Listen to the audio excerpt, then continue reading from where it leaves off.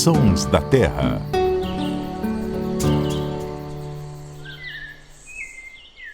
E aí, tudo bem? Vamos para mais um Sons da Terra. E o programa hoje está bem especial. Vamos falar sobre uma família, um grupo de aves muito especial, que tem várias coisas nessas aves que nos atraem. São os ictirídeos. Com a gente aqui está hoje o Luciano Lima. Tudo bem, Luciano? Tudo bom, Ciro? Prazer enorme estar aqui em mais um Sons da Pode Terra. começar a dar uma explicadinha antes de passar para o Leonardo Vilela o que é ictirídeo.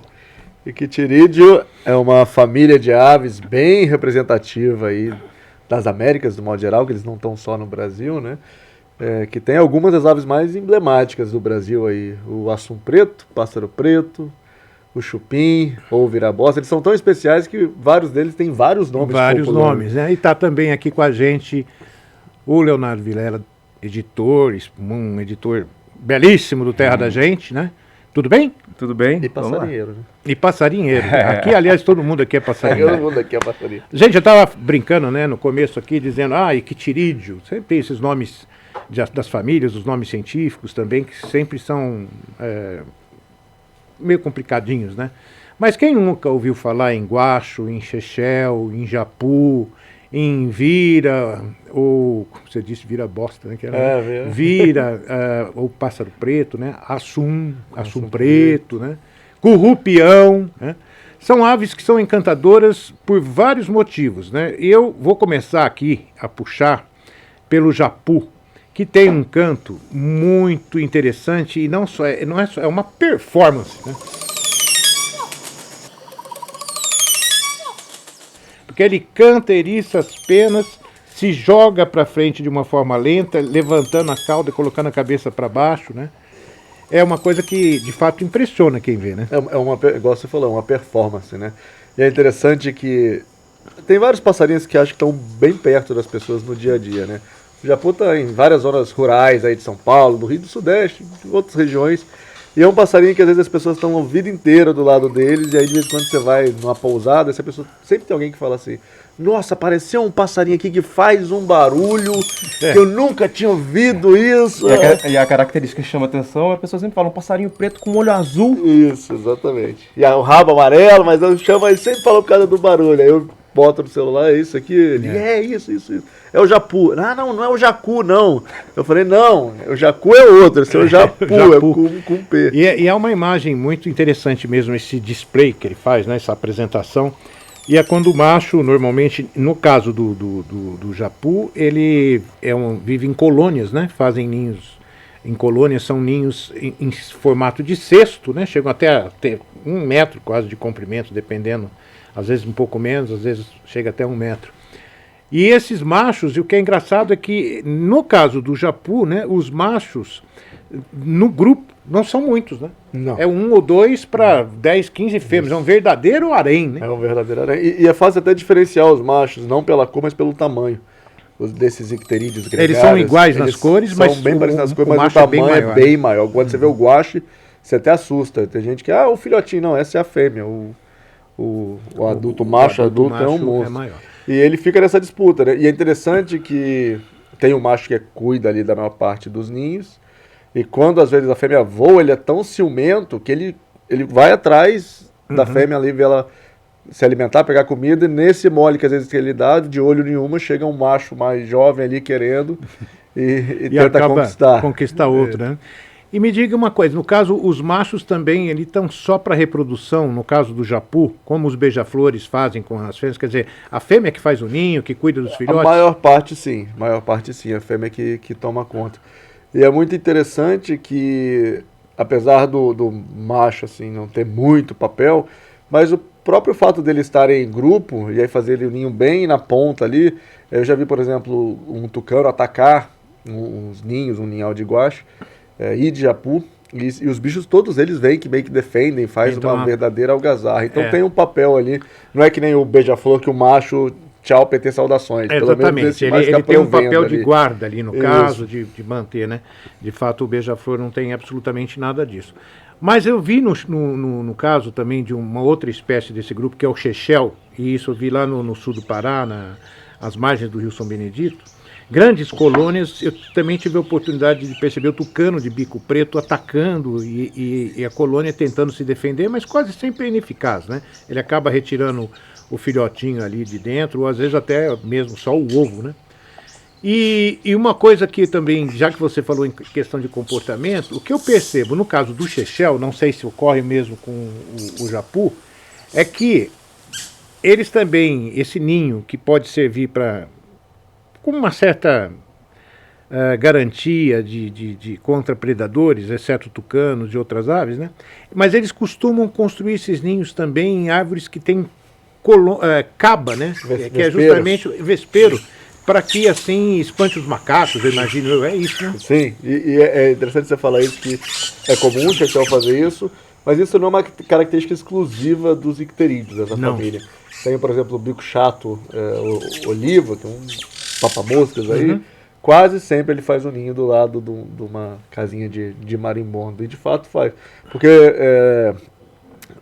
macaco, quando vai atacar, exatamente, eu também já vi macaco prego chegar perto desses ninhos, eles não querem picada de marimbondo, né? Esses marimbondos são... Então, a gente poderia abordar a questão essas aves em 3 questões. Primeiro, o canto. Vamos falar do canto, depois a gente volta para a questão dos ninhos também.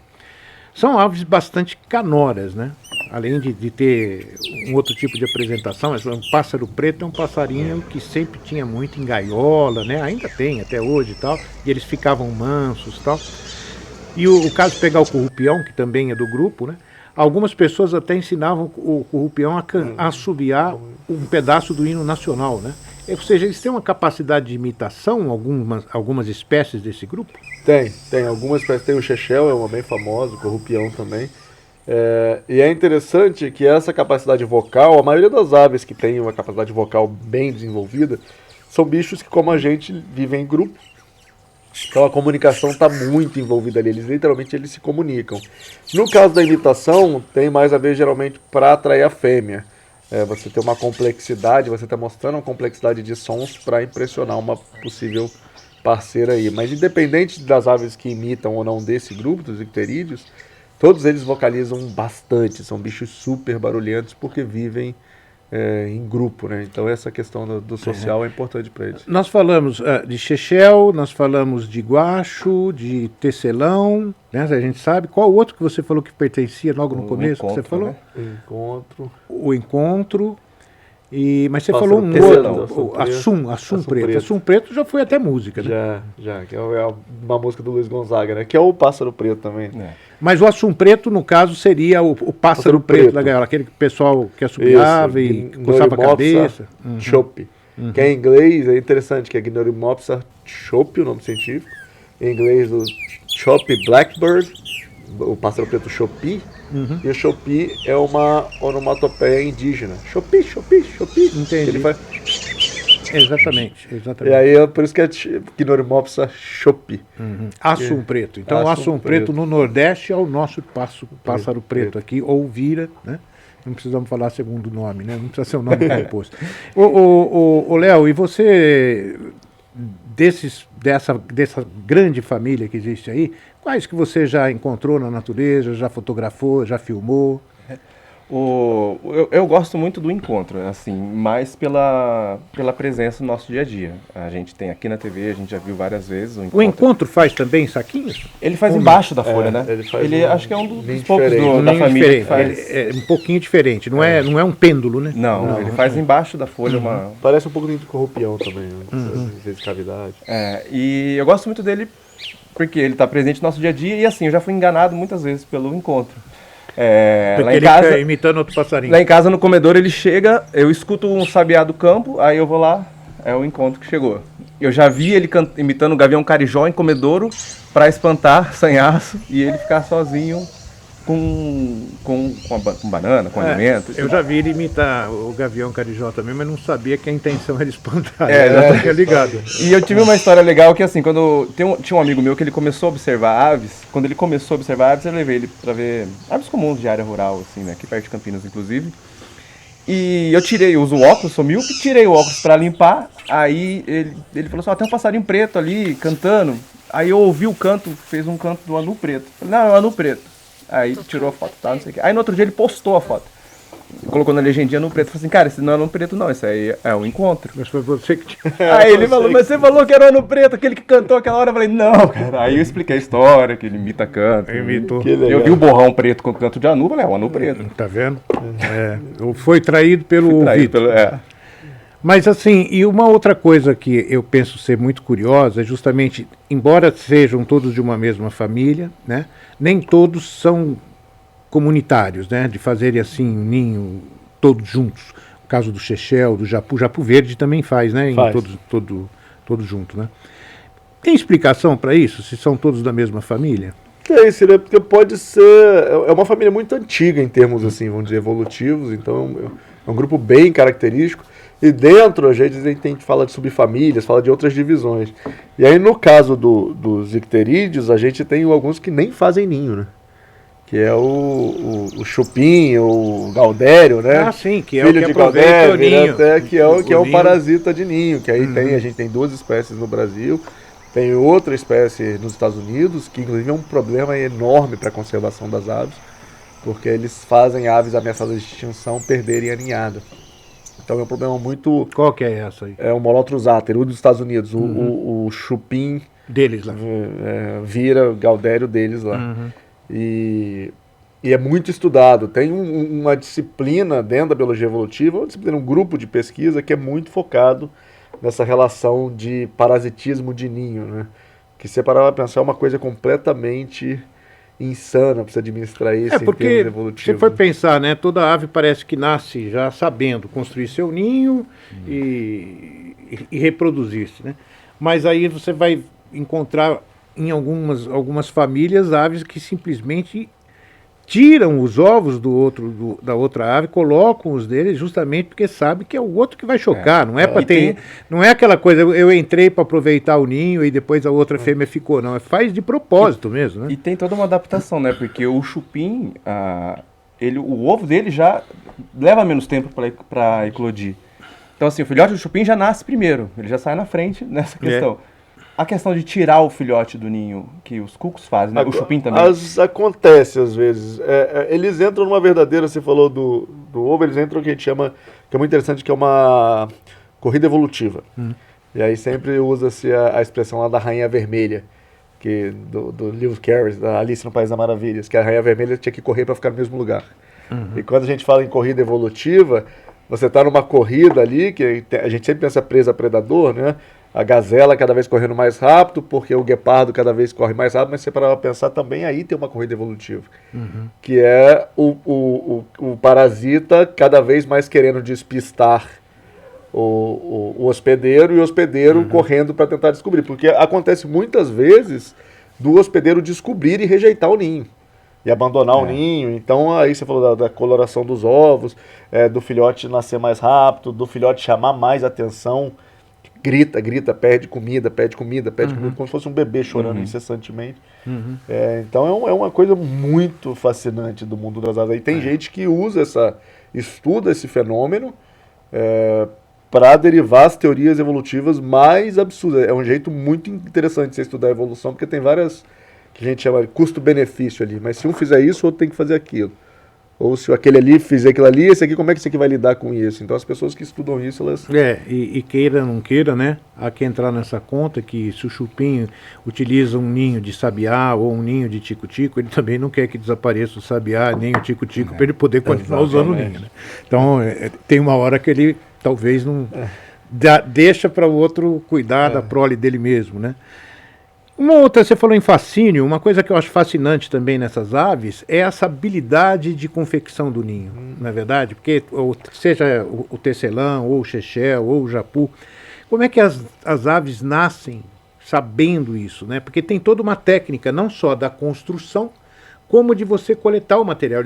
Eu já vi chechel tirando fibra de palmeira, em que eles pegam assim no ponto da palmeira e literalmente deslizam, tirando a fibra inteira para levar para o ninho para poder costurar, né? Porque não é só uma dobragem, né? É um negócio tão fascinante que você tem várias etnias indígenas que tem algumas lendas que se repetem, que quem ensinou os indígenas a fazer a cestaria foi o chechel, ou foi um Porque se você olhar vários grupos indígenas, eles têm bolsas que são muito parecidas. Sim.